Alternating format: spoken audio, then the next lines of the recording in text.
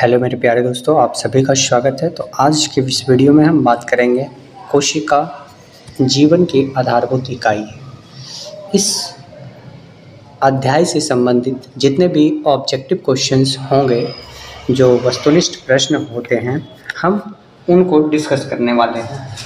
तो आइए आज हम इस वीडियो के माध्यम से पूरा डिटेल में जानेंगे कि किस प्रकार से जो कॉम्पिटिटिव एग्ज़ाम में परीक्षाओं में पूछा जाता है प्रश्न, उसमें किस प्रकार के सवाल आते हैं। पहला प्रश्न है, कोशिका में राइबोसोम की अनुपस्थिति में कौन सा कार्य संपादित नहीं होगा? तो इस प्रश्न का सही जवाब है प्रोटीन संश्लेषण। अगला प्रश्न है, जंतु कोशिका के सबसे बाहरी घेरे को कहते हैं। तो जंतु कोशिका के सबसे बाहरी घेरे को हम लोग कोशिका झिल्ली कहते हैं।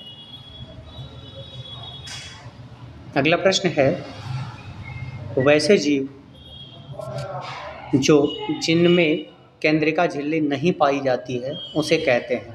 तो उसे प्रोकैरियोट्स कहते हैं। अगला प्रश्न है, किस प्रकार की कोशिका में बड़ी रसधानी पाई जाती है? तो इसका सही जवाब हो जाएगा पादप कोशिका। अगला प्रश्न है, जीव बने होते हैं। जीव किस चीज़ के बने होते हैं? तो ये प्रश्न का सही जवाब हो जाएगा ऑप्शन नंबर क, डीएनए के खंड से।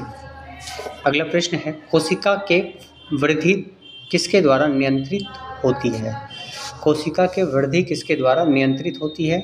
तो सही जवाब हो जाएगा केंद्रक के द्वारा। कोशिका भित्ति होती है। कोशिका भित्ति कैसी होती है? तो ये परागम्य होती है। अगला प्रश्न है, कोशिका द्रव्य में पाए जाने वाले अनियमित नलिकाओं के जाल को कहते हैं। तो क्या कहते हैं, देखते हैं। तो इसका सही जवाब हो जाएगा अंतःप्रद्रवी जालिका। अगला प्रश्न है, रंगीन प्लास्टिड को कहते हैं। रंगीन प्लास्टिड को क्या कहते हैं? तो ऑप्शन गो इसका सही जवाब हो जाएगा क्रोमोप्लास्ट। अगला प्रश्न है, केंद्रक में पाए जाने वाले गाढ़े द्रव्य को क्या कहते हैं? केंद्रक में पाए जाने वाले गाढ़े द्रव्य को केंद्रक द्रव्य कहा जाता है। अगला प्रश्न है, इनमें कौन चयनात्मक परागम्य झिल्ली है?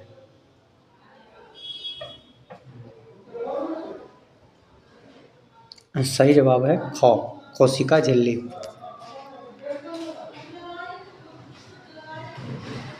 अगला प्रश्न है, निम्नलिखित कोशिकांगों में किसे आत्मघाती थैली कहते हैं? तो सही जवाब है क नंबर, लाइसोसोम।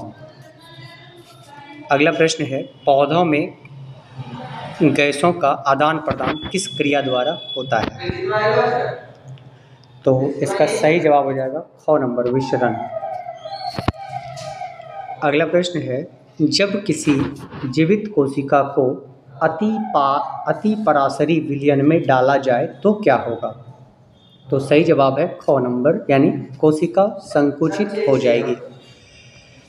अगला प्रश्न है, पौधे के मूल द्वारा जल का अवशोषण किस क्रिया द्वारा होता है? तो इस प्रश्न का सही जवाब है ख, परासरण।